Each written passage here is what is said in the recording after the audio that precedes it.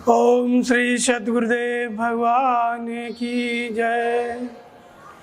गुरुर्ब्रह्मा गुरुर्विष्णु गुरुर्देवो महेश्वर गुरुर्साक्षात् परम ब्रह्म तस्मै श्री गुरुवे नमः। ओम श्री सद्गुरुदेव भगवान की जय। भागवत में कथा आती है, श्रीमद् भागवत महापुराण।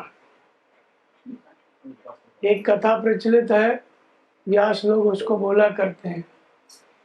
एक बार एक राजा था भगवान कृष्ण के समय में, और ऐसा कहते हैं कि इस कथा को जो सुन लेता है उसको जो टेढ़ा वाला चंद्रमा नहीं होता, चौथ का चंद्रमा, दो चौथ होती है ना, एक करवा चौथ होती है, एक इसको क्या बोलते हैं, हाँ? तो पंडित लोग ऐसा कहते हैं, कथावाचक, कि जो इस कथा को सुन लेता है उसको कलंक नहीं लगता है, और वो चंद्रमा को जो देख लेता है उसको कलंक लगता है।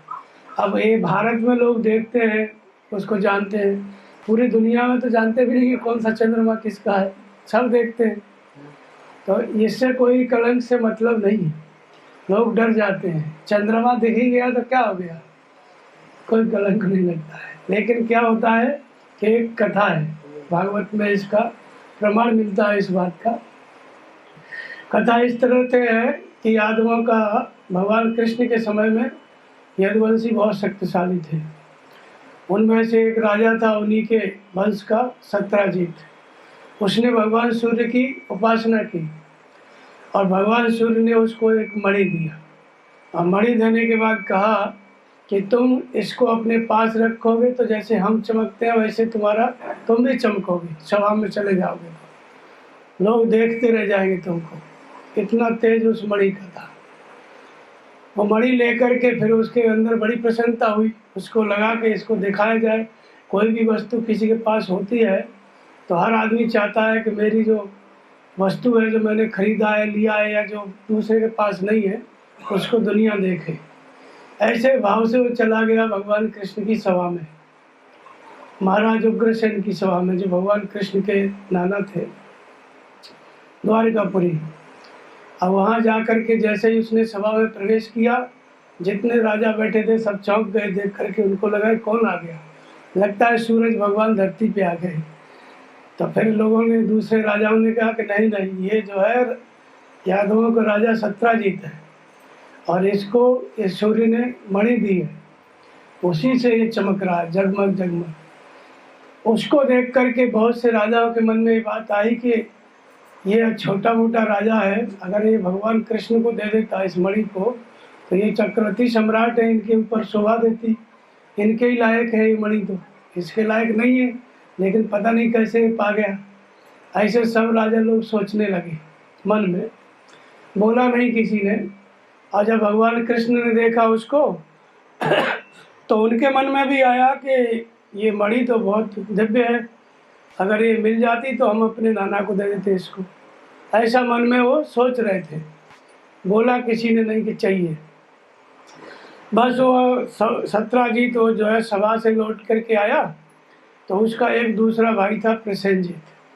प्रसेनजीत को इस बात का पता चला कि भगवान कृष्ण मन ही मन इस मणि को चाहते हैं। दूसरे लोगों के द्वारा समझ में आया उसको, और दूसरे राजा हैं वो भी चाहते हैं कि ये कृष्ण भगवान को मणि दे दे।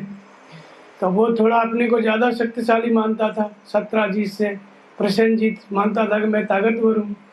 तो उसने कहा कि ऐसा है, तू ये मणि मुझको दे दे, भगवान कृष्ण के हाथ में प्रशासन है, वो कभी भी ले सकते हैं, वो हमसे बड़े राजा हैं, शक्तिशाली हैं, हमको दे देगा तो हमसे जल्दी नहीं ले पाएंगे। वो मानता था कि हमको जल्दी नहीं जीत पाएंगे भगवान कृष्ण। तो ऐसा करके वो मणि जो है सत्राजीत से प्रसेनजीत ने ले ली। उस मणि का नाम क्या था, श्यामांतक मणि।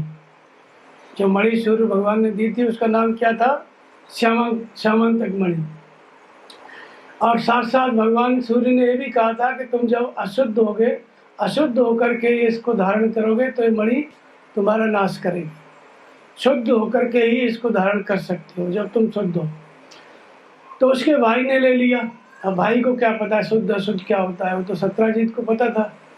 वो लेकर के चला गया शिकार खेलने के लिए। शिकार खेलने के लिए चला गया तो रास्ते में शेर उसको मिला। शेर का शिकार तो नहीं कर पाया, शेर ने उसका शिकार कर लिया, शेर खा गया। अब मणि चली गई शेर के पेट में। मणि शेर के पेट में चली गई तो शेर आगे बढ़ता चला जा रहा था। तो फिर उस शेर को मिल गए जामवंत जी। जब जामवंत को पता चला, जामवंत जी को, कि इसने इसको मार के अपना शेर खा गया है और वो मणि इसके पेट में चली गई, तो जामवंत शेर को मार डाले। फिर वो मणि को ले लिए और वो मणि को लेकर के एक गुफा में रहते थे। गुफा में उनकी लड़की थी जामवंती, उसको दे दिए कि खेलो इससे, छोटी थी, और खुद जो है अपना आराम से सो गए।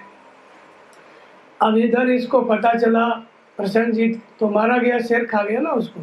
तो इसका भाई जो सत्राजीत था, उसको पहले उसने खबर इधर उधर दौड़ाए लोग के, पता लगाओ क्या हुआ उसका। फिर अपने मन में पाप उसके में आ गया, सोचने लगा कि लगता है भगवान कृष्ण चाहते थे उस मणि को, और उन्होंने कहीं CID लगा करके उसको मरवा डाला, मणि ले लिया भगवान कृष्ण ने। अब ये बात उसके मन में पूरी विश्वास के साथ पक्की बैठ गई, कृष्ण भगवान ही मणि ले लिए। अब बिना जाने आदमी के मन में कैसे भ्रम हो जाता है, शंका हो जाता है, ये बात भी इसमें बताई जा रही है। जबकि बात कुछ और हुई। तब वो बोले अपनी पत्नी से, और किसी को तो बताया नहीं, पत्नी से बोले कि देखो किसी से बताना मत, हमारे भाई को मार करके भगवान कृष्ण मणि ले लिए, और ये बात तो किसी को बताना मत, चुपचाप। अब भाई लोगों का ऐसा रहता है कि उनको बोलो बताना मत, तब तो और 4 गुना तेजी से बताती है। अब बाहर जाके बैठ गई उदास होके, तब तक एक दूसरी बुढ़िया माई आई, कहो कैसे उदास बैठी है। बोले कुछ नहीं, हमारे देवर को मार के भगवान कृष्ण मणि ले लिए। इसलिए अब वो उससे बताई, वो फैल गई बात, द्वारकापुरी चली गई रुक्मिणी के कानों तक। अब रुक्मिणी ने जब ये बात सुनी कि इनको कलंक लग गया, सब लोग कह रहे हैं कि भगवान कृष्ण ने इनको मार करके मणि ले लिए, तो ये तो अच्छा नहीं हुआ। रुक्मिणी उदास थी, फिर अकेले में बोली कि आपने उसके भाई को मार के मणि लिया है। तो बोले हम क्यों लेंगे, क्यों मारेंगे। हाँ आया जरूर था, हमको मणि अच्छी भी लग रही थी, लेकिन हमने मारा नहीं है उसको। लेकिन भले ही आपने नहीं मारा है, लेकिन आपके नाम का कलंक लग गया, सब जगह ये बात फैल गई कि आपने मणि लिया है। अब कृष्ण भगवान भी परेशान, बलदाऊ को लेकर के अपना चले उधर। कृष्ण भगवान खुद ही गए, पहले पता लगाए लेकिन कुछ हल नहीं हुआ, तो स्वयं गए। तो उससे सत्राजीत से पूछे कि तुम्हारा भाई उस मणि को लेकर किधर गया, किस दिशा में गया। तो उसने कहा कि दक्षिण दिशा में गया शिकार करने। तब भगवान अपना लेकर के सेना सहित फिर उसको खोजने के लिए गए कि किधर है। खोजे तो आगे चले जा रहे, तो आगे पहले तो उसके खोज मिले, पद चिन्ह मिले, घोड़ा शिकार अपना ऐसे चला जा रहा था ना शिकार करने के लिए, घोड़े के खोज मिले। फिर कुछ देर बाद देखा कि उसके खोज नहीं मिले, फिर मिले क्या, शेर के पद चिन्ह। तो वो समझ गए भगवान कृष्ण के लगता है इसको शेर खा गया। आगे थोड़ा आगे बढ़े तो वहाँ पे देखा कि शेर ने जो है उसको खा लिया था, उसकी हड्डी पसली अस्थि पंजर पड़े थे और मणि शेर खा गया था, ये पता चला। लेकिन शेर के पद चिन्ह को देखते हुए आगे बढ़े कि शेर किधर गया है। तो कुछ देर तक चले तो देखा कि शेर के भी अस्थि पंजर पड़े हुए, तब देखे कि शेर को भी कोई न कोई मार दिया। अब उस शेर के पंजे के बाद, पद चिन्हों के बाद जब आगे बढ़े तो भालू के पद चिन्ह थे, वो जामवंती जी के पद चिन्ह थे, और उनको पकड़ते हुए पद चिन्हों को चले गए गुफा में। तो बोले इसी में वो मणि है। अब अपने कलंक को दूर करने के लिए मणि तो उनको देनी थी ला करके। तो अंदर घुसे तो अंधेरा था गुफा में, उनकी लड़की खेल रही थी, तो अंधेरी गुफा में मणि जो है सूरज की तरह चमक रही थी, पूरा प्रकाश था। भगवान कृष्ण जबरदस्ती छीन लिए। वो बिटिया जो थी वो जोर से चिल्लाई, उसके बाद जामवंती जग गए। तो फिर जामवंती जी जो है, पहले जो सेना थी भगवान कृष्ण की उसको बाहर छोड़ के गए कि गुफा में हम अकेले जाते हैं, तुम लोग देखना 2-3 दिन तक, फिर नहीं कुछ हो तो अपना चले जाना द्वारकापुरी। ऐसा कह के अकेले अंदर घुसे। भगवान कृष्ण जब मणि छीने जामवंती जग गए तो जामवंती जी से फिर युद्ध हुआ भगवान कृष्ण का। 27 दिन तक युद्ध चला। इधर क्या हुआ कि भगवान कृष्ण की खबर जो है 3-4 दिन में सेना तो लौट गई द्वारकापुरी, और वहाँ जाके बता दिए कि लगता है भगवान कृष्ण को एक गुफा में लगता है किसी ने मार दिया। और इधर इनके परिवार वाले उनका अंतिम संस्कार कर दिए भगवान कृष्ण का, तेरही कर दिए। अब तेरही वेरही कर दिए तो उनका बल बढ़ने लगा, भगवान कृष्ण का मुझे युद्ध करने लगे तो विष पड़ने लगे। जामवंत को कोई हरा नहीं सकता था, लेकिन धीरे धीरे जामवंत हार गए, युद्ध में हार गए। तो फिर जामवंत जी ने कहा कि हम इतने युद्ध लड़े, किसी ने हमको पराजित नहीं किया, आप कौन हैं? तो भगवान कृष्ण फिर राम के रूप में आ गए। तब कहे भगवान आप स्वामी, हम सेवक, आपका हमारा क्या मुकाबला, कैसे ऐसा हुआ, क्यों आपने युद्ध हमसे किया, हम तो आपके भक्त हैं। तो बोले यही मणि जो तुम्हारी लड़की के पास है ना, इसी के लिए हमको लग गया है कलंक, की मणि हमको चाहिए। भगवान कृष्ण जामवंत जी ने वो मणि भी दे दिया। उनकी एक लड़की थी वही जामवंती, उसको भी कह दिया कि इसके साथ विवाह कर लो, इसको भी ले जाओ। भगवान कृष्ण जामवंती को लेकर के और मणि लेकर के चल दिए।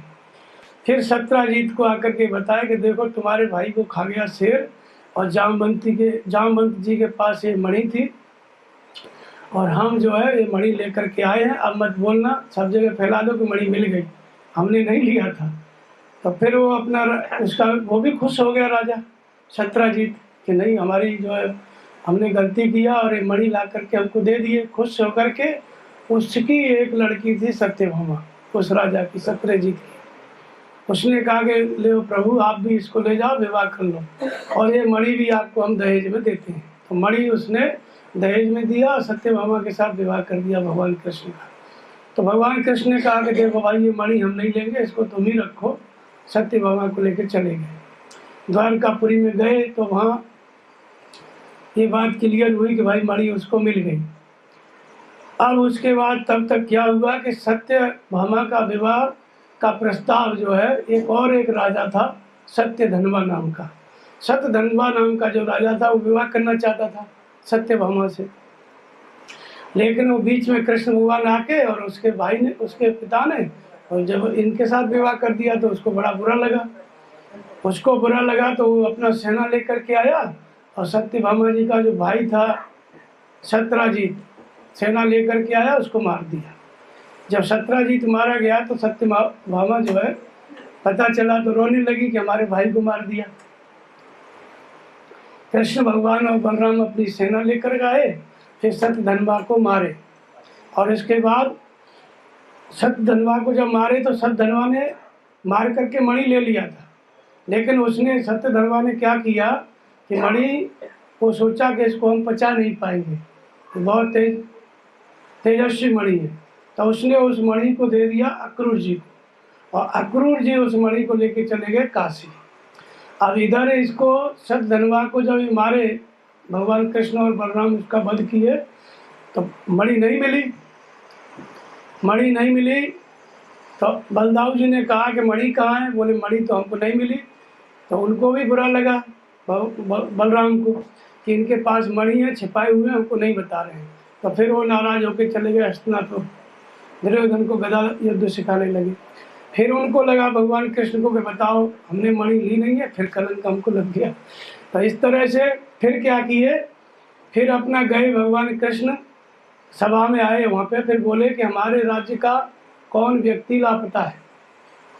तो सबने बताया कि मंत्री जो अक्रूर जी हैं वो यहाँ पे नहीं है। तो भगवान कृष्ण ने कहा कि जहाँ अक्रूर जी रहते होंगे वहाँ अकाल नहीं पड़ता है कभी, पता लगाओ कहाँ है। सब जगह खोजे तो काशी में अक्रूर जी थे। जब उनको बुलाए भगवान कृष्ण ने थोड़ा दबाव डाले तो अक्रूर जी ने कहा कि मणि ये लो मेरे पास है। बलदाऊ जी को बुलाए, सब राजाओं को बुलाए, देखो भाई मणि इसके पास थी, अब ये अपना मणि रख लो।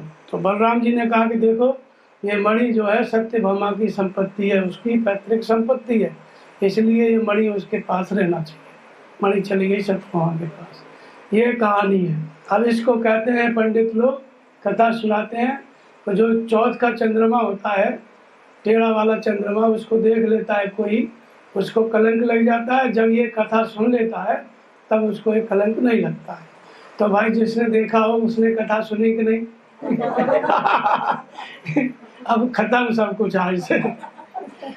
अब ये तो हो गई भागवत की कथा। अब हम इसके ऊपर बताते हैं सत्संग के, इसका मतलब क्या है।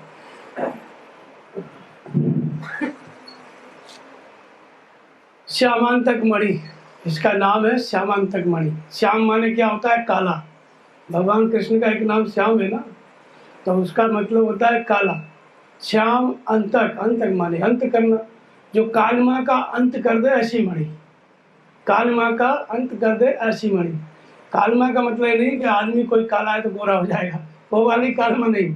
अविद्या की कालमा, जैसे हमारे सब के अंदर अविद्या की कालमा भरी हुई है। राग द्वेष काम क्रोध ये विकार जब तक हमारे मन में है तब तक सबका मन काला है। कोई आदमी गोरा है चाहे काला है, से मतलब नहीं है। और सबको कलंक लगा हुआ है। सबको कलंक लगा है तभी तो धरती पर पैदा हो रहे हैं, तभी तो दुख सुख भोग रहे हैं। तो ऐसी बात नहीं है कि कोई उसको देखता है तभी लगता है, सबको लगा हुआ है, पता नहीं है किसी को। और कभी भी लग सकता है, क्योंकि अविद्या जब तक विद्यमान है तो कालमा चित्त के अंतराल में विद्यमान है। हमारे मन में कालमा विद्यमान है। मन ही चंद्रमा है। मन के 4 भाग हैं, मन बुद्धि चित्त अहंकार। इसी को कहते हैं चौथ। मन चंद्रमा है लेकिन इसके 4 हिस्से हैं, मन बुद्धि चित्त अहंकार अंतःकरण। ये चतुर्थ अंतःकरण है, तो इसलिए इसको क्या कहते हैं? कलंकी चतुर्थी, मतलब कलंक चतुर्थी बोलते हैं। करवा चौथ होती है, ये कलंक चौथ हो गई। मतलब ये नाम हम ही दे रहे हैं, पता नहीं लिखा है कि नहीं, लेकिन जब आप लोग कहते हैं कलंक लगता है तो कलंक चतुर्थी हो गई ना, वही नाम से जाना जाएगा ना। तो इन चारों में क्या होता है कि भक्ति, भक्ति रूपी मणि। तो क्या विशेषता होती है भक्ति रूपी मणि की? तात भगति मणि उर बस जाके दुख लवलेशन सपने उठा के। जिसके पास भक्ति रहती है उसके पास दुख बिल्कुल नहीं रहता है। और यही अविद्या रूपी कालमा का अंत करती है भक्ति। लेकिन ये भक्ति क्या है? इसके 2-3 रूप हैं। एक इसको कहा गया है, मणि के 3-4 नाम बताए गए। एक तो भक्ति रूपी मणि, फिर तुलसीदास जी कहते हैं कि राम भक्ति चिंतामणि सुंदर। उसी भक्ति को चिंतामणि पत्थर कहते हैं। एक पत्थर होता है वो भी मणि जैसा होता है, मतलब मणि और पत्थर एक ही बात है, अलग अलग नहीं है। तो उसको चिंतामणि कहा जाता है, वो भी एक मणि है। और फिर तुलसीदास जी कहते हैं कि ये भक्ति का और गहरा रूप क्या है? तो राम नाम मणि दीप दर्जी देरी द्वार। राम नाम रूपी मणि, ये सब भक्ति है। जब आपको भक्ति करना है, विभक्त माने अलग, भक्त माने जुड़ना, तो ये भक्ति मणि का रूप कब लेती है? हम जब भगवान से अलग हैं तो क्या है? विभक्ति। हम भगवान से जुड़ गए तो हम भक्त हो गए। लेकिन जुड़ते कैसे हैं? मणि तो एक आकार होता है ना, एक चमकता हुआ एक निश्चित आकार है। वो ये भक्ति निश्चित आकार कब लेती है? वो मणि का रूप कब लेती है? तो उसके लिए तुलसीदास जी ने कहा कि राम नाम मणि दीप धर, नाम के जप के द्वारा। तो भक्ति अर्थात समर्पण के साथ जब हम नाम जपने लगते हैं, वैखरी मध्यमा पश्यंती और परा 4 प्रकार से नाम जप किया जाता है। वैखरी से जपेंगे तब तक आपके पास भक्ति रूपी मणि नहीं है, शुरुआत है। मध्यमा से जपेंगे तभी भक्ति रूपी मणि नहीं है, क्योंकि अभी मन भटक रहा है। ये मन जब एकाग्र हो जाता है नाम जप में, तब वो नाम जप में मन नाम के जप से संयुक्त हो जाता है, तब फिर वो नाम का जप क्या होता है? वो भक्ति रूपी मणि हो जाता है। लेकिन ये शुरुआत, पराकाष्ठा में जब सारे विकार शांत हो जाएंगे तब दुख लवलेशन सफल उताके। शुरू में नहीं, शुरू में नाम जपेंगे आप, मन एकाग्र होता जाएगा, उतना ही मणि का प्रकाश आता जाएगा। तो परमात्मा का निरंतर चिंतन, भक्ति मतलब भगवान से जुड़ना। लेकिन कैसे जुड़ेंगे? जब निरंतर परमात्मा का चिंतन करेंगे तब जुड़ेंगे। तो निरंतर चिंतन करने के लिए क्या करेंगे? नाम का जप। फिर मन भूल गया, फिर नाम जपो, फिर भूल गया, फिर नाम जपो, लगातार नाम जप में लगे रहो। तब वो नाम क्या हो जाता है? वो भक्ति रूपी मणि हो जाता है। जैसे ही मन रुकने, जैसे जैसे मन रुकने लगता है उतना ही वो नाम जो है मणि होता चला जाता है। ये कहाँ पे रुकता है? श्वास में। तो फिर संतों ने श्वास को क्या कहा गया कि तेरी हीरा जैसी श्वास बातों में बीती जाए।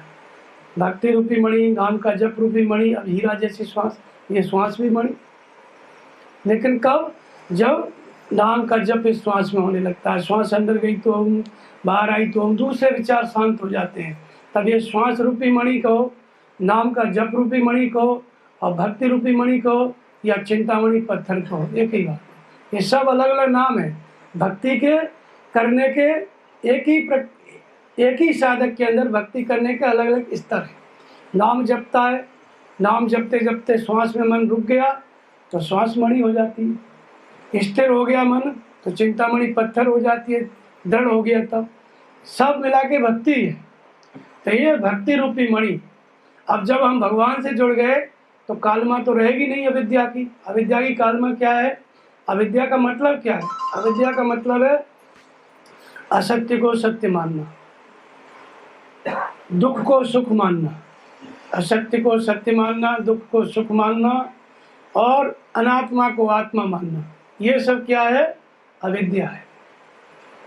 अविद्या का मतलब यही है कि जैसे हमारा शरीर क्या है, ये सत्य नहीं है, परिवर्तनशील है, लेकिन हम इसको ही सही मान करके लगे रहते हैं संसार में। तो यही से अविद्या की शुरुआत है।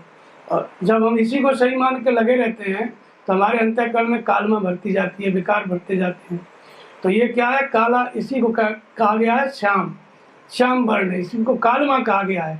और जब तक ये अविद्या रहेगी तब तक कलंक लगता रहेगा। इसका अंत कौन करता है? श्यामांतक मणि, भक्ति रूपी मणि। जब भक्ति करोगे आप समर्पण के साथ, नाम का जप करोगे तो इस अविद्या रूपी कालमा का अंत होता जाएगा। लेकिन होता क्या है? सत्राजीत, सत्राजीत के पास वो मणि थी। ये सत्राजीत कौन है? जो भक्ति कर रहा है वही व्यक्ति सत्राजीत है। लेकिन वो कब होता है सत्राजीत? सत्राजीत कब होता है? जब वो इस 17 तत्वों का जो सूक्ष्म शरीर है इस पर अधिकार प्राप्त कर लेता है, इसको अपने वश में करके भजन करता है, तब सत्राजीत होता है। कौन कौन से 17 तत्व? तो 16 तत्व तो यही है, 10 इंद्रियां, मन बुद्धि चित्त अहंकार, तेज और पराग और चेतना, चाहे इसको संस्कार को, जो कि कारण शरीर है। ये 17 तत्वों का ये सूक्ष्म शरीर है। तो ये जो सूक्ष्म शरीर है ये कब वश में होता है? जब आपका मन वश में होता है। और इसके ऊपर अधिकार कब प्राप्त कर सकता है? जब आपने अपने मन पे अधिकार प्राप्त कर लिया, मन को आप लगाने लग गए। मन पहले भागता है, भक्ति में लगता नहीं है, लेकिन अभ्यास करते करते मन के जो भागने के क्रम को हम तोड़ देते हैं और जब चाहते हैं तब मन को रोक लेते हैं। इस अवस्था को क्या कहा गया? सत्राजीत। जब ये अवस्था आती है तब भक्ति रूपी मणि हमारे पास होती है। परमानेंट नहीं होती, लेकिन हम भगवान से जुड़े हैं। उसका प्रमाण क्या है कि हम सत्राजीत हो गए। 16 तत्वों का जो सूक्ष्म शरीर है उस पर उसको जीत करके, उसको वश में करके हम भजन में लगे। जैसे 10 इंद्रियों को वश में किया, मन बुद्धि चित्त अहंकार इन चारों को वश में किया और भगवान के निर्देशन पे हम चलने लगे। तेज और पराग को वश में किया और इसके बाद चेतना उसी में प्रभावित है नाम जप में। तो ये 17 तत्वों का जो सूक्ष्म शरीर है इसको हमने वश में कर लिया, इस पर विजय प्राप्त कर ली, तो इसको कहते हैं सत्राजीत। 17 को जीत लिया। लेकिन परमानेंट विजय नहीं है ये। जब आपका मन लगता है, एकाग्र होता है ध्यान में, तब उस समय आप सत्राजीत होते हैं। लेकिन वो मन विचलित भी हो जाता है, तभी तो कलंक लगा। पूर्ण भक्ति प्राप्त नहीं हुई है, लेकिन भक्ति का एक स्तर प्राप्त हो गया है कि मन को जीत करके भजन में लग गया है। तो ये क्या है? सत्राजीत है। इसके पास क्या है? श्यामांतक मणि। सूर्य ने इसको दिया। सूर्य कौन है? सहज प्रकाश स्वरूप परमात्मा। सहज प्रकाश स्वरूप परमात्मा से जब हम जुड़ जाते हैं, उसी से जुड़ने का नाम भक्ति है। जब जुड़ गए, किस माध्यम से? नाम जप के माध्यम से, ध्यान के माध्यम से। तो हमारा मन जब नाम जप से संयुक्त हो गया, उसमें स्थिर हो गया, तब वही श्वास, वही नाम का जप क्या हो जाता है? मणि हो जाता है। वही भक्ति रूपी मणि है। ये इसके पास थी। अब पूरी भक्ति नहीं आई है कि जहाँ जा करके मुक्त हो गया। वो शुरुआत में मन को जीत करके भक्ति करने लग गया साधक। अब थोड़ा उत्साह रहता है उसको कि भाई मेरे पास कुछ है जिसका मन रुक जाएगा। साधारण व्यक्ति जैसे आप लोगों में भी कोई किसी दिन ज़्यादा अच्छा मन लग जाता है ना, तो फूले नहीं समाते हैं। पूरे दिन ऐसा लगता है क्या बता दें, किसी से खुश रहता है मन। तो ये तो एक विशेष अवस्था है साधक की। तो जब मन थोड़ा बस में हो गया, भक्ति रूपी मणि, उसका प्रकाश आने लगा। प्रकाश माने भगवान बताने लग गए। स्वप्न जो देखा वो सही हो गया, अनपढ़ में जो मिला वो भी सही हो गई। तो फिर वो मन खुश हो जाता है। उसको लगता है कि किसी न किसी से बताने लगता है आदमी। थोड़ा मन रुक गया, भगवान ने बताया, घटना घट गई, तो वो रुका थोड़ी जाएगा, उसको बताएगा ये हुआ, ये देखा हमने, नहीं रुकेगा। यही उसका काल है। जैसे जैसे बताता जाएगा वैसे वैसे उसके ऊपर वो जो है मणि दूसरे के पास चली जाएगी, जैसे ही बताया गया। उसका कारण है क्योंकि निज मुख कहें सुकृत जे भांति अच्छी जाए निश्चर दिन हो जाती। अपने मुख से कहने से अपना पुण्य छीन होता है।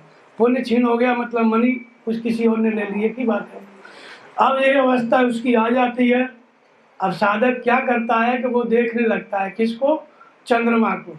वो जो चौथ का चंद्रमा है उसको देखने लगता है। तो बाहर वाले चंद्रमा को नहीं देखता है।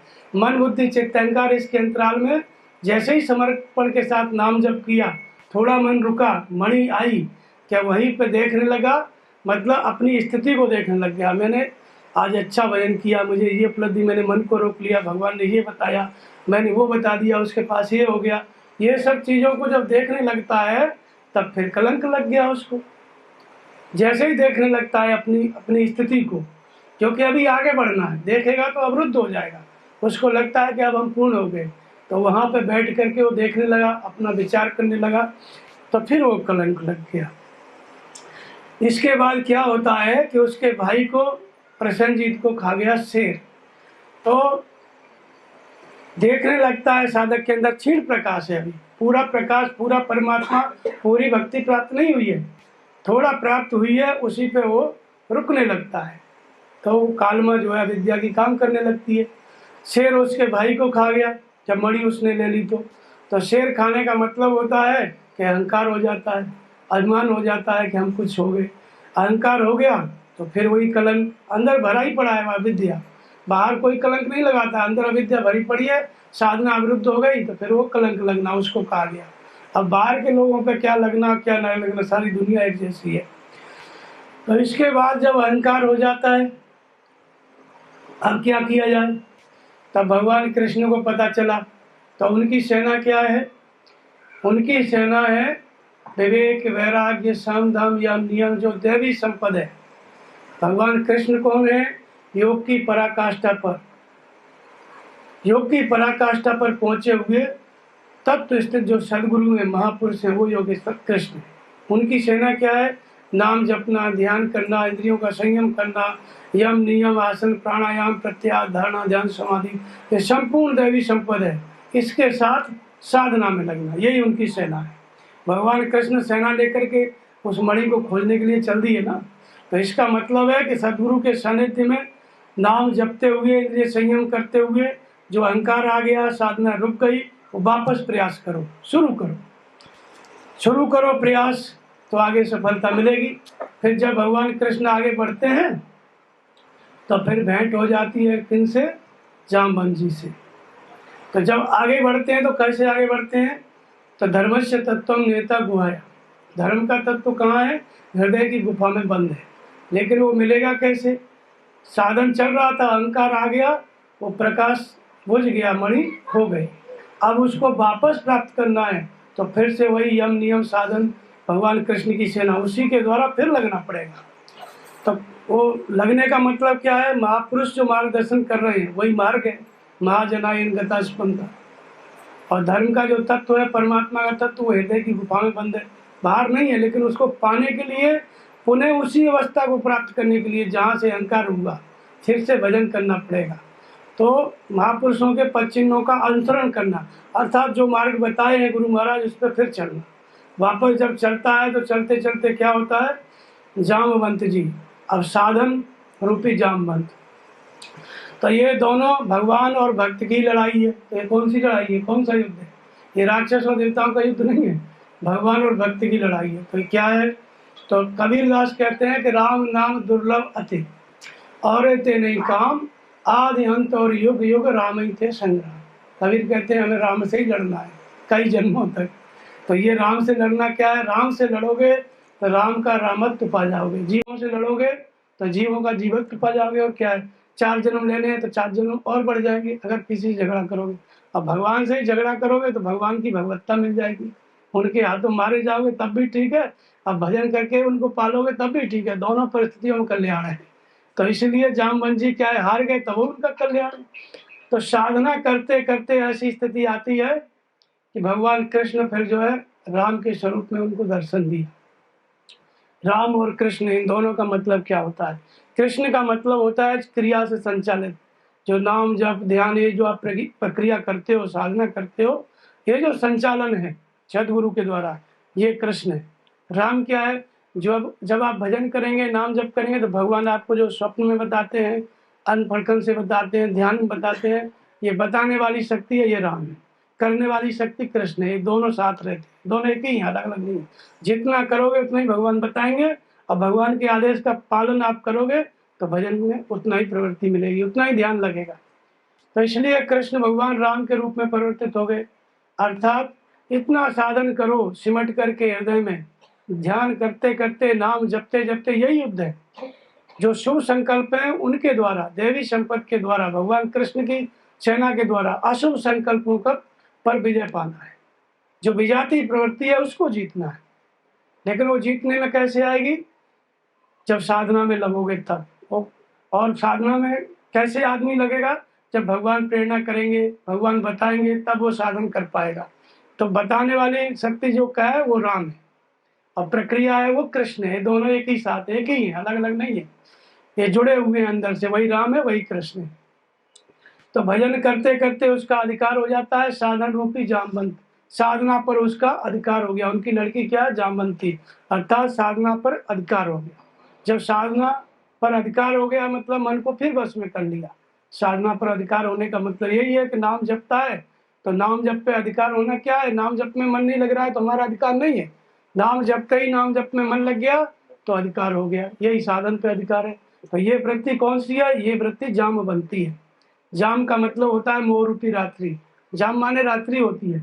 तो कौन सी रात्रि का अंत करती है? जामवंती, मोह रूपी रात्रि का अंत करने वाली वृत्ति। वो कौन सी है? वो नाम जप और ध्यान, इंद्रिय संयम, इस पे कमांड आपकी हो गई, अधिकार हो गया। जब चाहो तब मन को लगा लो, साधना पे आपका अधिकार हो गया। जब चाहो तब मन को लगा लो, ऐसी वृत्ति हो गई। तो ये वृत्ति क्या है? जामवंत जी की लड़की है, जामवंती। साधन पे अधिकार हो गया। जब साधन पे अधिकार हो गया तब उधर क्या घटना घटी? उधर जाकर के जब मणि सत्रजीत पुनः पा गए, भगवान कृष्ण ने उनको दिया। लेकिन उधर क्या हुआ कि सतधनवा नाम का राजा उनको मार डाला और फिर वो मणि ले लिए। तो यहाँ पे क्या है? यहाँ पे आप देखेंगे कि एक दूसरे को मारता चला जा रहा है, अंत में मणि भगवान कृष्ण के ही पास पहुंचती है, सत्यभामा के पास।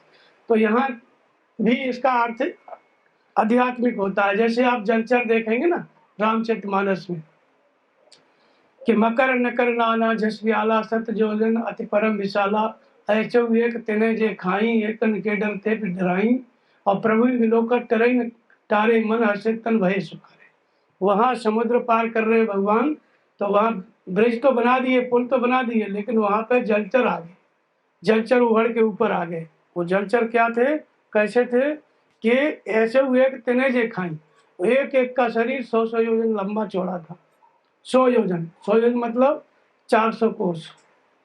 100 योजन का मतलब एक योजन माने 4 कोस, तो 100 योजन माने 400 कोस। 400 कोस का मतलब होता है 1200 किलोमीटर। ये 1200 किलोमीटर का एक एक शरीर था।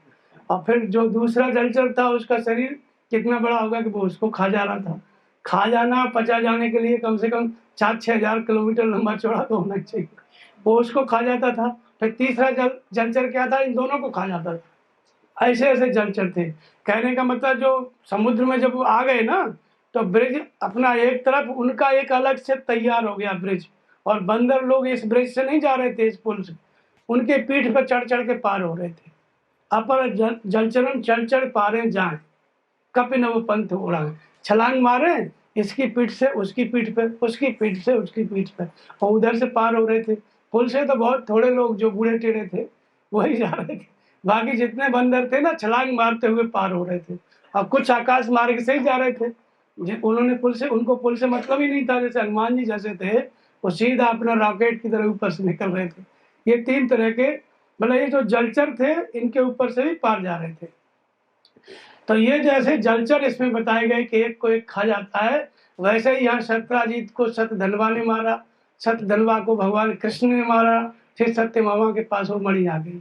अक्रूर, सतधनवा ने अक्रूर जी को मणि दी, अक्रूर जी से फिर भगवान कृष्ण पा गए। तो यहाँ पे भी ऐसी स्थिति है। ये सब भजन की वृत्ति है। वो मारने का मतलब ये है कि वो उससे ऊपर उठ गया। अब सत्राजीत को शतधन्वा ने मार दिया, इसका मतलब कि जो 17 तत्वों का सूक्ष्म शरीर था, जिसके द्वारा हम भजन कर रहे थे, साधना पे हमारा अधिकार प्राप्त हो गया। मोह रूपी रात्रि से साधक फिर से जग गया, तो 17 जो तत्वों का शरीर था फिर उस पर अधिकार प्राप्त कर लिया। तो अधिकार तो प्राप्त कर लिया, लेकिन इससे भी ऊपर की वृत्ति कौन सी है, इससे आगे की वृत्ति कौन सी है? जैसे भगवान कृष्ण गीता में कहते हैं कि ध्यानात् कर्म फल त्याग शांतिर अनंतरम। अभ्यास से श्रेष्ठ क्या है? अपने मन से कर्म में प्रवृत्त होना, और कर्म में प्रवृत्त होने से भी श्रेष्ठ क्या है? ध्यान। और ध्यान से भी क्या श्रेष्ठ है? कर्मों के फल का त्याग। और कर्म फल के त्याग से भी क्या श्रेष्ठ है? परम शांति, क्योंकि अंतिम परिणाम परम शांति है। तो ये सब वृत्तियां एक को एक खा जाती हैं।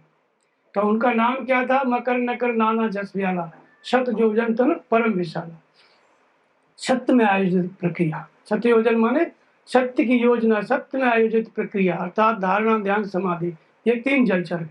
पहले हम नाम को धारण करते हैं, नहीं लगता है, मन भाग जाता है।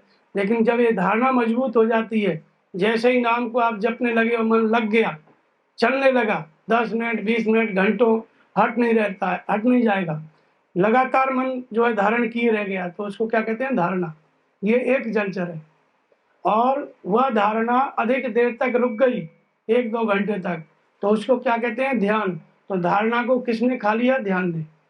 धारणा को कौन निकल गया? ध्यान रूपी जलचर। लेकिन ध्यान भी चल रहा है, ध्यान में 2 होता है, धारणा में 3 होता है। धारणा में क्या होता है? 3। धारणा और ध्यान दोनों में 3 तत्व होते हैं। एक तो साधक होता है, उसकी वृत्ति होती है जो धारण कर रही है, और एक लक्ष्य होता है भगवान नाम का जप, जिसको हम धारण करते हैं। बीच में माया होती है, रस्सी जिससे जुड़े हुए। ऐसे जब ध्यान लगता है तो एक तो ध्येय होता है जिसमें मन को लगाया जा रहा है, और दूसरा ध्याता चित्त होता है साधक का जो ध्यान कर रहा है, और बीच में जुड़ा हुआ है वो माध्यम होता है जैसे नाम जप, तो इसके द्वारा जुड़ा रहता है भगवान से। तो 3 होते हैं, एक ध्याता चित्त और ध्येय और धारणा, जिसके द्वारा धारण किया हुआ है। लेकिन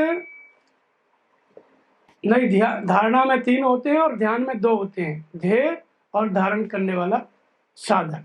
ये 2 हो गए, पहले 3 थे अब 2 हो गए। लेकिन ध्यान भी, जब ध्यान को कौन खा जाता है? समाधि। समाधि में क्या है? वहाँ एक होता है। एक मतलब जो ध्यान कर रहा था साधक वो, और जिस परमात्मा का ध्यान कर रहा है वो, वहाँ 2 नहीं रहते, एक ही रहता है। साधक और परमात्मा एक हो जाते हैं, वहाँ 2 नहीं रहते समाधि में। तदैवार्थमात्र निर्वासम स्वरूप शून्य में समाधि। केवल परमात्मा का आवास रहता है, अपना भान नहीं रहता है, खुद का स्वरूप शून्य हो जाता है। जो चित्त नाम जप रहा था वो भगवान में विलीन हो जाता है।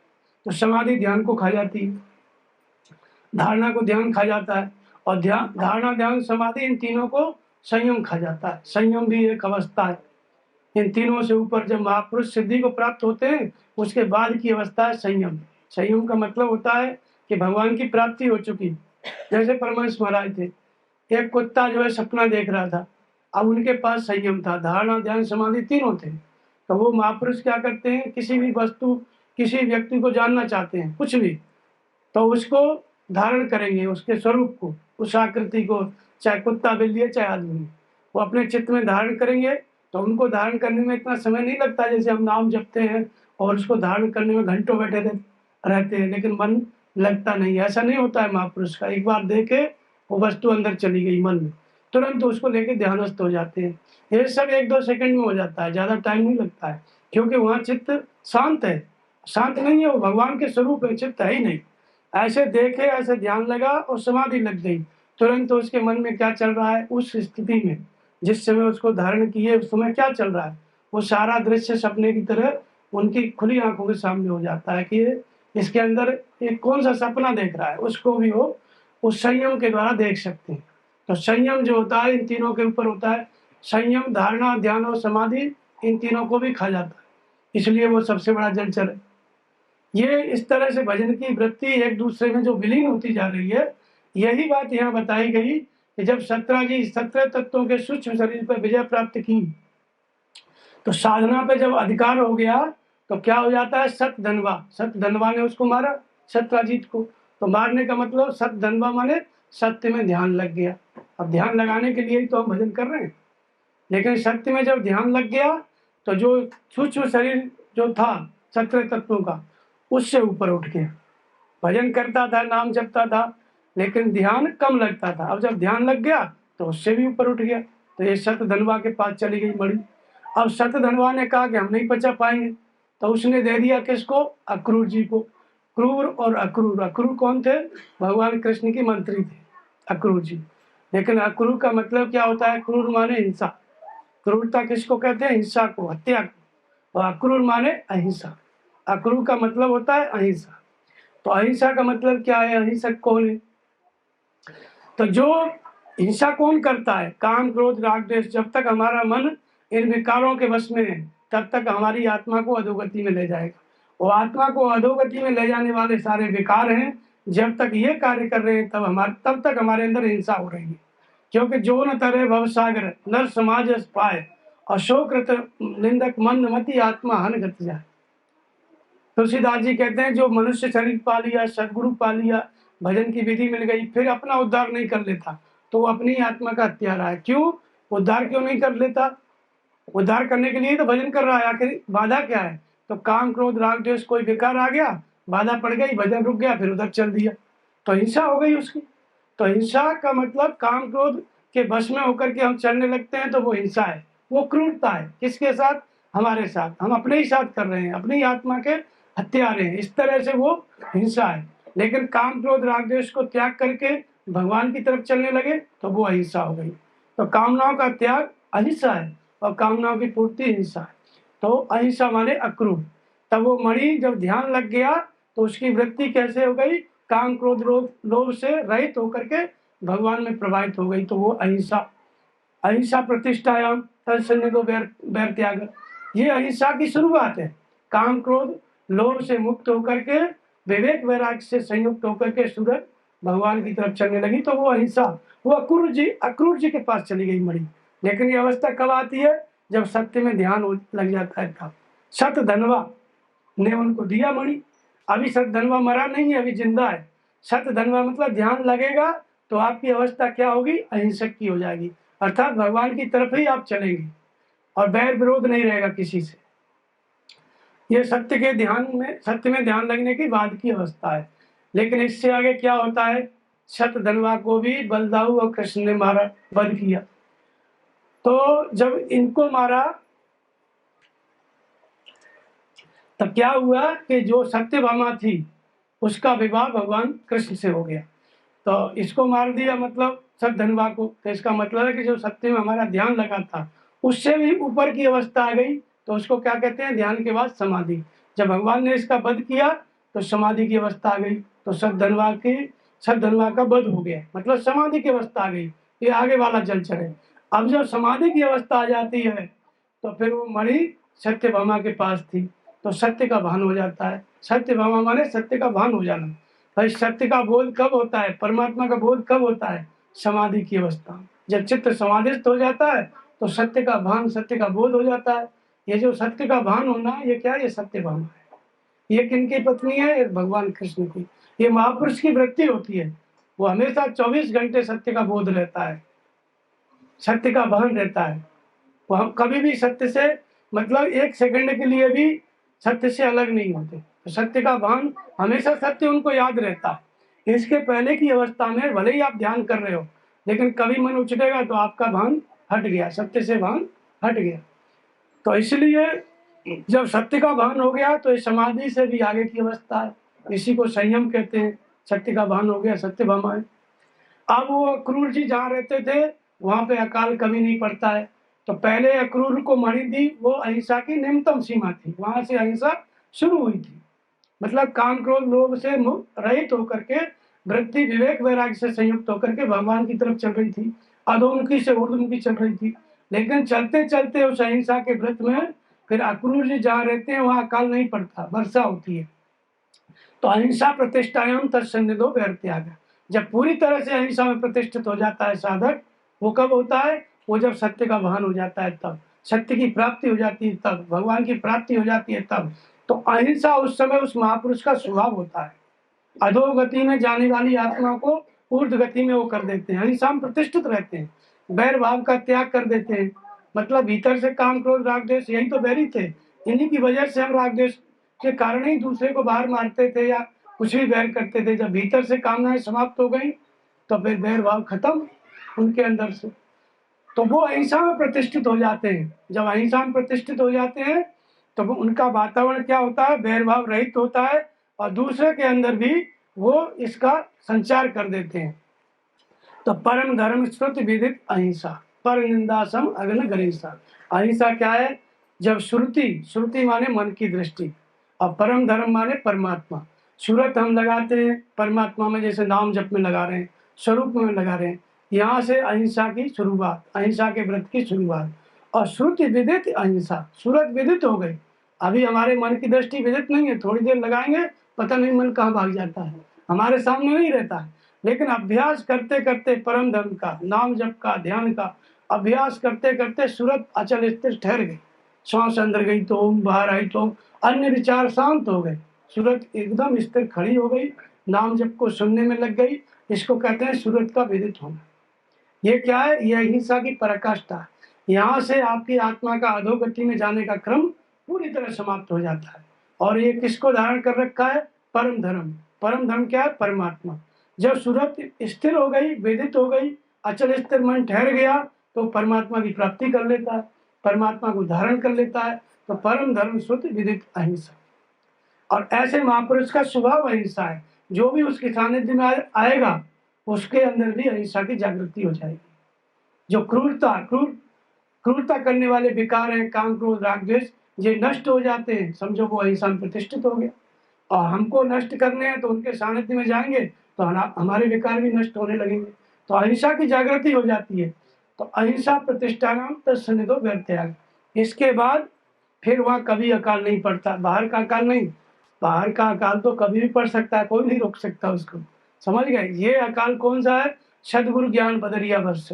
सदगुरु का ज्ञान बादल के रूप में बरसता है, भक्ति है, ज्ञान है, विवेक है, वैराग्य है, इनकी वर्षा सदा उस महापुरुष के सानिध्य में होती रहती है। ये वाला अकाल नहीं पड़ता है। बाहर के अकाल तो पड़ जाते हैं, कई महापुरुषों के सामने पड़ गए, वो वाले अकाल नहीं। भक्ति और ज्ञान वैराग्य का अकाल नहीं पड़ेगा। थोड़ा भी आप जाओगे, दर्शन करोगे या घर बैठे बैठे नाम जपोगे, उनका ध्यान करोगे, ज्ञान बरसने लगेगा, आगे फड़कन होने लगेगी, स्वप्न में भगवान बताने लगेंगे। यही है ज्ञान की वर्षा, यही है भक्ति की वर्षा। समझ गए? तो भजन में लग जाओगे।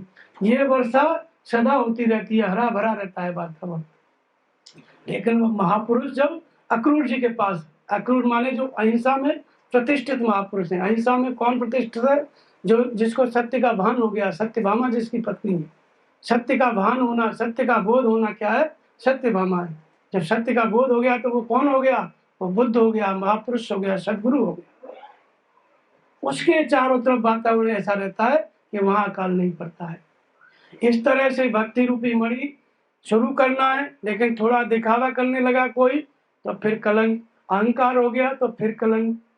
ऐसे जो जो विकार आते जाते हैं तो उसी को यहाँ पे कलंक के रूप में बताया गया। वो अंदर की चीज है, वो बाहर कोई नहीं जान पाएगा। जैसे साधना अवरुद्ध हुई, अपने आप साधक समझ जाएगा, फिर वो आगे बढ़ेगा। फिर कुछ हुआ, फिर समझ जाएगा, फिर आगे बढ़ेगा।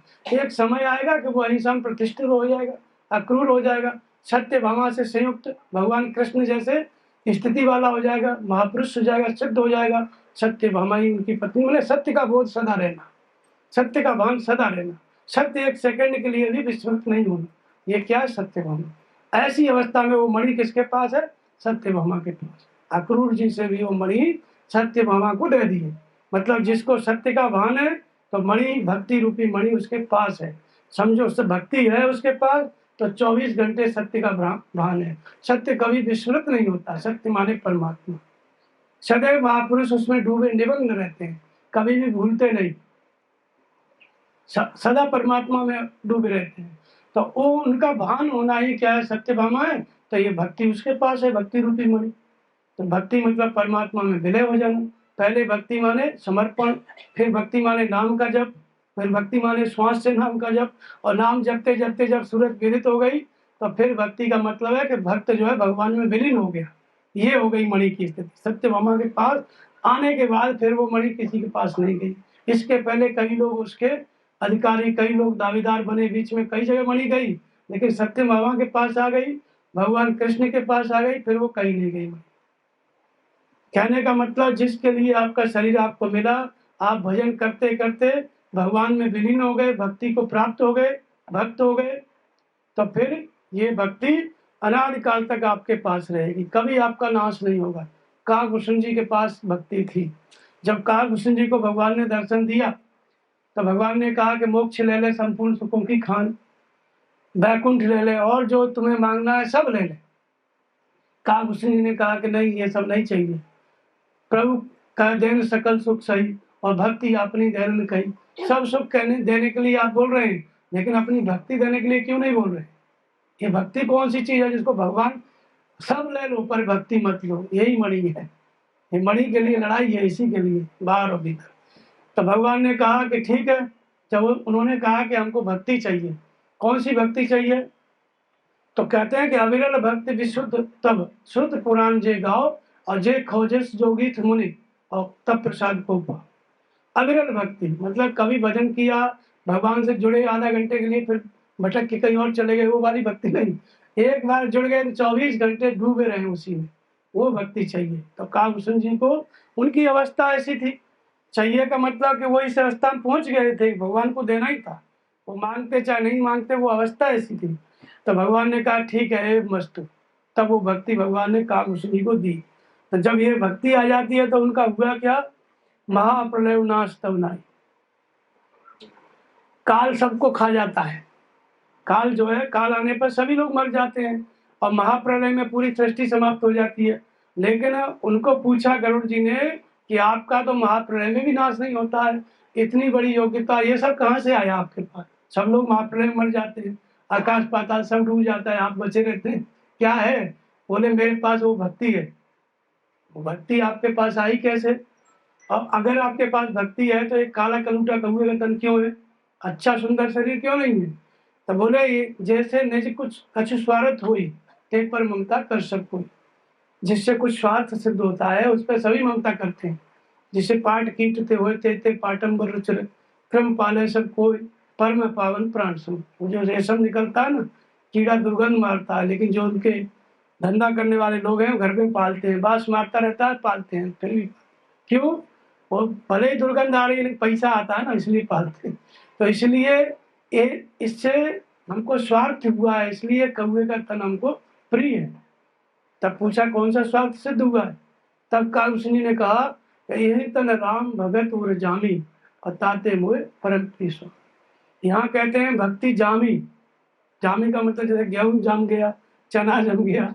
तो काकभूषण जी कहते हैं कि भक्ति मेरे अंदर इसी कौवे के तन में प्रकट हुई है, जामी है, मुझे प्राप्त हुई है, इसलिए मैं इसको कभी नहीं छोड़ सकता। पहले मुझे सारे शरीर मिले, शुरू में मैं शूद्र तन में था, अयोध्या में मेरा जन्म हुआ, फिर उज्जैन में गया, वहां जाकर के कुछ संपत्ति पाई, वहां गुरु महाराज के अनुसार मैंने भजन किया, शंकर जी ने मुझे श्राप दिया, गुरु महाराज की कृपा से श्राप का प्रभाव ज्यादा नहीं पड़ा, 1000 जन्म जरूर लिए लेकिन मुझे फर्क नहीं पड़ा, जन्मता लेता जन्मता मरता कोई कष्ट नहीं होता था। इसके बाद फिर मैं ब्राह्मण घर में पैदा हुआ, द्विज शरीर में। जो अंतिम जन्म मेरा था, चरम देह द्विज के में पाई, अंतिम शरीर जो थी वो ब्राह्मण के घर में पैदा हुई। अंतिम शरीर मतलब अंतिम शरीर नहीं, चरम उत्कृष्ट अवस्था, ब्राह्मण श्रेणी, उसी श्रेणी के साधक थे वो, सबसे गुजर करके जब अंतिम जन्म में क्या थे, ब्राह्मण श्रेणी के साधक थे।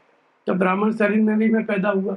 कौनेस जौन जन्म्यो जान आई, मैं खगेश भ्रम जगमाई। ऐसा कौन सा शरीर है जिसमें मैंने जन्म नहीं लिया, और देखे सब कर कर्म गुसाई, सुखी भयो अवही किया। सब कर्म करके देख लिए। अब अयोध्या से आए थे उज्जैन में तो व्यापार करते थे, नहीं करते थे, अजगर बन गए तो फिर एक जगह बैठे बैठे मृगा को सियार को लीलते थे, सब तो किया उन्होंने, हर योनि में किया। और जब ब्राह्मण बन गए तो फिर इनसे लोमस ऋषि गुरु हुए, उनसे वाद विवाद भी हुआ, सार्थार्थ हुआ, वार्ता हुई। तब लोमस ऋषि ने श्राप दिया कि जाओ कौवा हो जाओ। कौवा होने के बाद फिर जो है भगवान राम का जन्म होता था तो वहां जाके देखते थे, उनको पूरा खिलाते थे, भागते थे पीछे, भगवान के भी पेट में घुस गए। अंत में भगवान जब लीला करने लगे तो काकभूषण जी क्या किए, कभी पीछे हट जाएं और भगवान फिर दौड़े, फिर उनका पुआ ऐसे हटा दें। एक बार अपना मुंह खोला और काकभूषण जी उनके अंदर चले गए, और वहाँ अंदर चले गए तो देखो बहु ब्रह्मांड निकाया, पूरे ब्रह्मांडों को उनके पेट में जाके देखा। फिर उसमें अपना आश्रम भी देखा और अयोध्या भी देखी, सब पूरी रामायण के सब पात्र देखे, अनेक सूर्य देखे, ब्रह्मा विष्णु महेश अनेक देख, सब कुछ देख के 2 घंटे में लौट के आ गए। पेट के अंदर सारी सृष्टि देखी, फिर बाहर निकले। कब? जब भगवान हंसे तब, और हंसे तब पहली बार अंदर घुसे और दोबारा हंसे तब बाहर निकले। और वो हुआ क्यों? हुआ इसलिए था कि जब वो पुआ दिखाते थे तो भगवान नजदीक आते थे, और फिर जब वो नजदीक आ जाए तो वो और इधर कर ले। पुआ किसके पास था? भगवान के पास। ऐसे ये खेल चल रहा था। अब ये अपना पुआ लेकर के और उड़ के चल दिए आकाश में। अब भगवान क्या किए? भगवान कहीं नहीं गए, भगवान अपना हाथ बढ़ा दिए। अब ये 7 ब्रह्मांड में 7 आकाश में पहुंच गए। सप्त आवरण भेद कर जहां लगी गति मोह, और तहां पुण्य प्रभु भुज निरखे व्याकुल भयो बहुल। 7 आकाश भेद के चला गया अंतिम आकाश में। वहां भी 2 अंगुल का केवल अंतर था, भगवान का शरीर छू नहीं रहा था, सिर्फ 2 अंगुल का अंतर था भगवान की भुजा में और मुझ में। ऐसे घूमते घूमते पूरे ब्रह्मांड में अंत में फिर वो अपने नीचे आ गए, और नीचे आ गए तब भगवान के मुख में प्रवेश किए तो जो ब्रह्मांड ऊपर देख के आए ना, वो सब भगवान के पेट में भी देखा। ये क्यों दिखाया? भगवान ने अपनी माया दिखाई ताकि दोबारा माया न व्यापे। भगवान जिसको माया दिखाते हैं उसका मतलब है कि अब इसको फिर कभी माया नहीं व्यापेगी। एक बार देख लो, माया को सब देखते नहीं है, माया में सब फंसे रहते हैं। देखता कौन है? जो वैराग्य के साथ भजन कर रहा है, वो माया देखता है। बाकी लोग माया में फंसे हैं, वो देखते नहीं है। देखने का मतलब है कि आप उससे मुक्त होते जा रहे हैं। तो काकभूषण जी ने माया को देखा, मार्कंडेय जी ने माया का दर्शन किया, फिर वो मुक्त हो गए। महाप्रलय के बाद फिर वो भी अमर हो गए। ऐसे ही काकभूषण जी भी अमर हो गए, महाप्रलय में भी उनका नाश नहीं। तो ये काकभूषण जी की कहानी भी आप लोगों की कहानी है, जिसके अंदर प्रबल इच्छा है भगवान की प्राप्त करने की कांक्षा, उसी का नाम काकभूषण है। उसके अंदर सारी घटना घटती है, तब जाकर के वो अमर होता है। तो अंत में अमर होता है तो पाता क्या है? वही भक्ति रूपी मणि, वही सामंतक मणि। तो भगवान काकभूषण जी को भगवान ने भक्ति दिया, यही मणि दिया, सामंतक मणि। कालिमा का जो अंत कर देती है, कलंक का अंत कर देती है, अविद्या रूपी कालिमा कलंक का अंत कर देती है, वो क्या है? वो भक्ति रूपी मणि है। ये अनेक जन्मों में, उनको भी अनेक जन्मों में प्राप्त हुई। आप आज नाम जपना शुरू करेंगे, किसी जन्म में आपको ये सामंतक मणि प्राप्त हो जाएगी, जो संपूर्ण कलंकों से आपको मुक्त कर देगी। फिर जन्म नहीं लेना है, कलंक किस बात का? तो जब तक अविद्या है तब तक कलंक लगते ही रहेंगे। इस शरीर में, दूसरे शरीर में 50 लगते रहेंगे, वो वाले कलंक से मतलब नहीं है। हर जीव के अंदर जब तक कालिमा है तब तक कलंक लगा हुआ है, जब तक विकार है तब तक लगा हुआ है। भजन करे, अपने को देखे ना, भजन करता जाए, आगे बढ़ता जाए, कलंक से मुक्त हो जाएगा। नाम जपता जाए, भक्ति रूपी मणि प्राप्त होती जाएगी, उसके प्रकाश में, भगवान के मार्गदर्शन में आगे बढ़ता जाएगा, कलंक से मुक्त होता जाएगा। वैसे तो सुन करके कोई मुक्त नहीं हुआ आज तक, सुन के कौन मुक्त होगा? तो ये आध्यात्मिक है। जब जो आप नाम जपते हैं ना, वही मणि है सामंतक, वही अंत में भक्ति बनती है, और उसी से सारे कलंक मिटते हैं। केवल कथा सुनने से नहीं, कथा सुनने से मिट जाए, दुनिया मुक्त हो जाए। इसका अध्यात्म यही है। बोलिए श्री गुरुदेव भगवान की जय।